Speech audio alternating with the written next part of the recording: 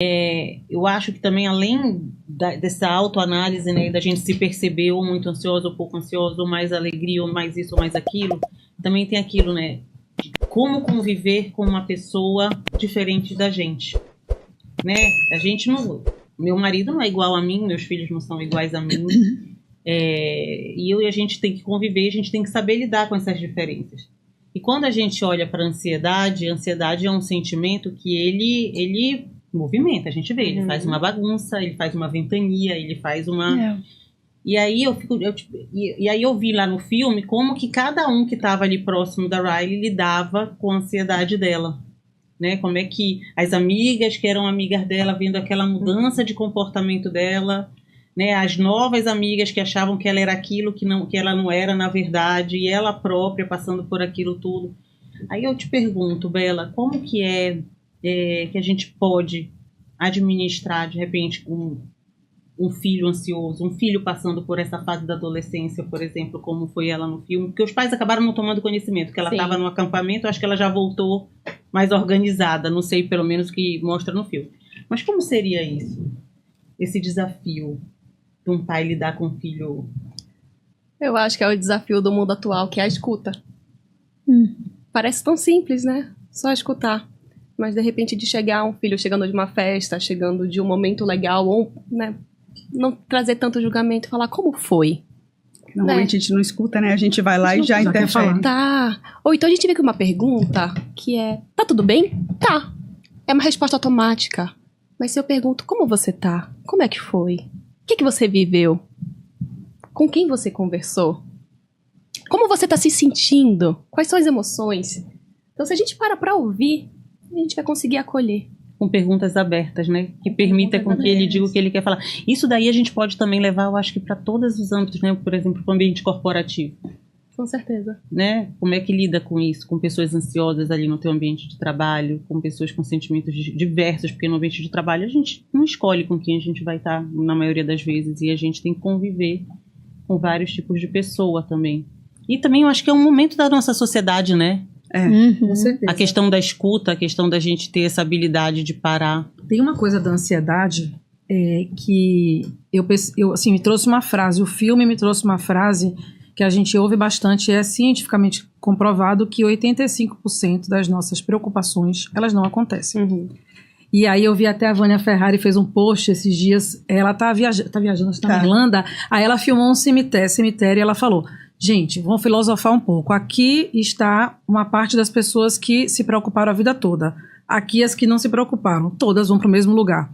E a ansiedade cria, não tinha aquelas telas, ela cria vários cenários no filme de coisas que não acontecem.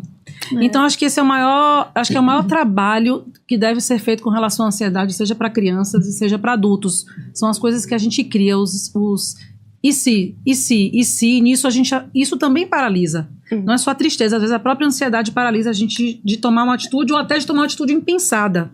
Então, acho que gera muita angústia, né? Aqui, até trazendo um panorama um pouquinho mais psiquiátrico, eu acho bem interessante, porque uma das coisas que eu percebi quando saiu o filme foi que, principalmente, não vou nem falar do mundo corporativo, pessoas que trabalham se orgulham de ser ansioso, pensando principalmente nesse ponto da precaução.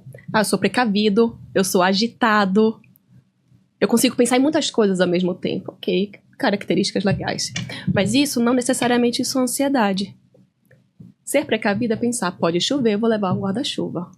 Quando eu penso, vai chover, vai alagar São Paulo, eu não vou conseguir chegar na minha casa, meu filho vai ficar sem comida, eu não vou ter onde dormir, o que vai acontecer comigo? E se eu colocar o meu pé molhado na água? Você percebe a diferença disso? Entre um guarda-chuva e pensar nesse cenário muito negativo? Sim. Aqui a gente tá falando de ansiedade. A gente tá falando de ansiedade quando um pensamento, uma coisa aconteceu exatamente agora, me leva para um pensamento tão futuro e catastrófico. Quando o meu corpo paralisa, que essa cena eu achei sensacional no filme, que não era só a ansiedade se divertindo ali, deixa eu ver se tem guarda-chuva, não era isso, ela não tá se divertindo, ela tá sofrendo. E aqui, isso aqui é a base da psiquiatria. Para ser um transtorno psiquiátrico, a gente fala de sofrimento. Sem sofrimento não é um transtorno, é uma característica. É a diferença da tristeza para uma depressão. Sentir tristeza chega a ser até gostosinho, não é? Às vezes a gente sente aquela tristeza, Chorar. às vezes a gente quer assistir um filme só pra sentir tristeza. Pra dar uma choradinha. Eu acho que é por chorar. isso que eu gosto de ver filme de chorar.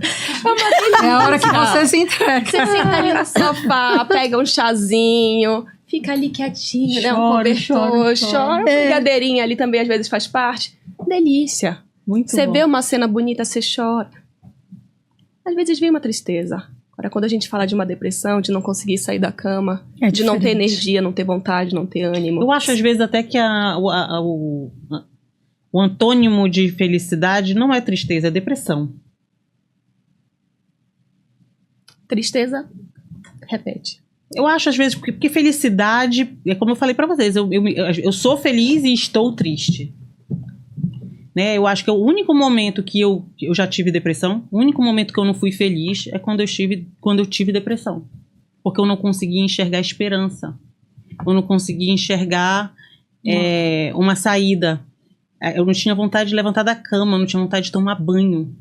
Faz total sentido, porque muitas pessoas pensam que alegria e tristeza são opostos, antônimos, né? Antônimos. Antônimo. Não lembrar a palavra aqui do português, antônimos. Na verdade, não são. Eles podem estar, como a gente falou, né, convivendo. Convivendo. O oposto da felicidade, que é o que você está falando, é o descontentamento, que é uma característica exatamente da Da depressão. depressão. Então, o oposto da felicidade não é a tristeza. A tristeza faz parte ali, nitidamente no É filme, isso. né? O filme ali, a alegria, ela tem até o cabelinho azul, que é justamente pra falar que na felicidade, na alegria também tem um pouquinho de tristeza. A tristeza, ela ajuda ali nesse movimento. Interessante, eu não tinha percebido Sim, isso do sim. cabelo. É uma característica bem Legal. bacana, né? Por que justamente azul? Porque pode estar presente. A grande questão é que o oposto da felicidade é o descontentamento. Que é o que basicamente permeia ali a Que é. depressão. Exato. Eu tô aqui, mas eu não tô curtindo. Eu tô sorrindo, mas E uma, tá coisa vazio. uma coisa assim que pra mim, assim, a ansiedade que eu vejo muito nas pessoas, além desse cenário, né, de criar cenários que não existem, e assim, eu tenho uma escuta, não sei, as pessoas vêm muito falar comigo de coisas que não acontecem, e eu muitas vezes eu sou muito objetiva, eu não crio cenários, assim, normalmente, obviamente que eu fico triste, fico ansiosa, mas eu não crio cenários, porque se acontecer isso... É mais prática, né? se acontecer isso, eu vou ser demitida. Eu já fui desligada em um momento da minha vida, mas eu nunca fiquei pensando, se acontecer aquilo, eu vou ser desligada. Eu acho que é tão ruim, porque você cria uma energia em volta de você tão negativa sobre algo que tem uma possibilidade, como você falou, tão pequena de acontecer.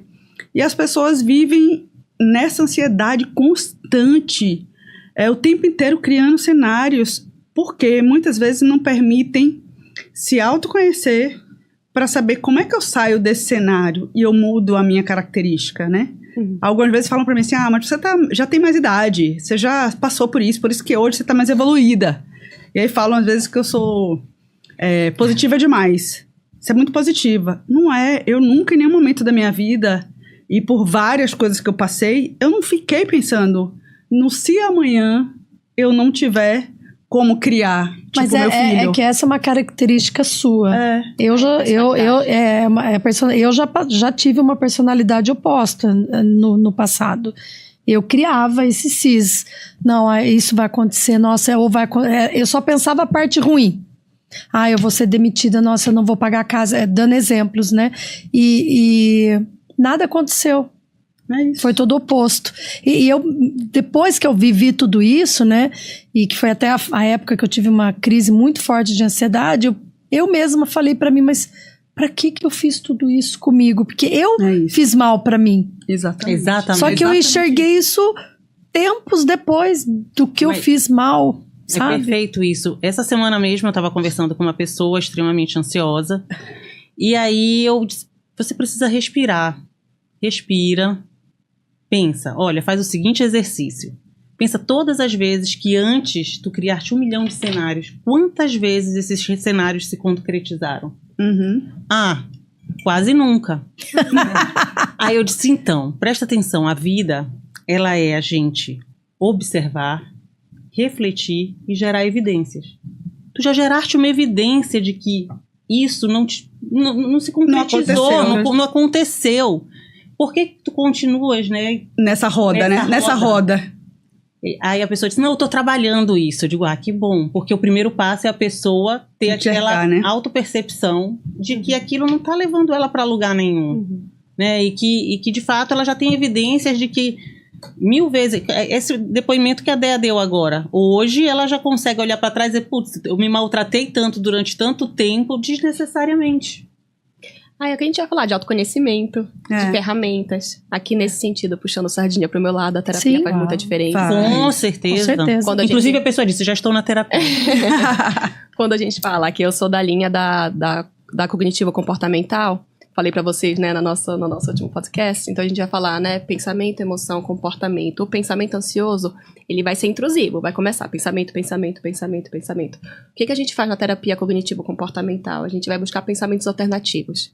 Inicialmente ele é forçado, senão ele seria automático. Ele não é automático, o automático é esse intrusivo. Ele é um alternativo, eu tenho que parar e pensar. Que outra forma eu poderia fazer? Eu poderia pensar essa mesma situação. Que outra forma a Paula pensaria essa situação? Nossa, muito interessante. Que outra forma a minha psicóloga falaria? Então, é como se fosse, para cada pensamento intrusivo, a gente trazer ali 3, 5 pensamentos alternativos. Legal esse exercício. E aos pouquinhos isso vai se tornar automático. Isso no filme, a Riley tem algum momento, eu lembro que eu cheguei a notar no cinema. Frases. Eu não sei se foi na hora do jogo do hockey que ela estava jogando, ela falava assim, eu não sou boa o bastante. Aí começava na cabeça dela, não sou boa o bastante. Não sou boa o bastante. Aí eu não sei o que aconteceu, só que assim, aí foi um sentimento relacionado à ansiedade. No filme me fez perceber isso e eu me identifiquei demais, porque de verdade já aconteceu cenas comigo, mas assim, eu trabalho isso muito bem hoje, de eu estar de repente fazendo uma apresentação, de eu estar contando alguma coisa pra alguém, e aí do nada as coisas vêm na minha cabeça, parece que tem uma voz falando essas coisas pra diminuir a gente. Sim. E aí você começa, aquilo sai, a sua apresentação não é tão bem feita, você começa a gaguejar, você esquece as palavras, é impressionante, com certeza. Uma terapia dessa para você começar a substituir por novos sentimentos faz muita diferença.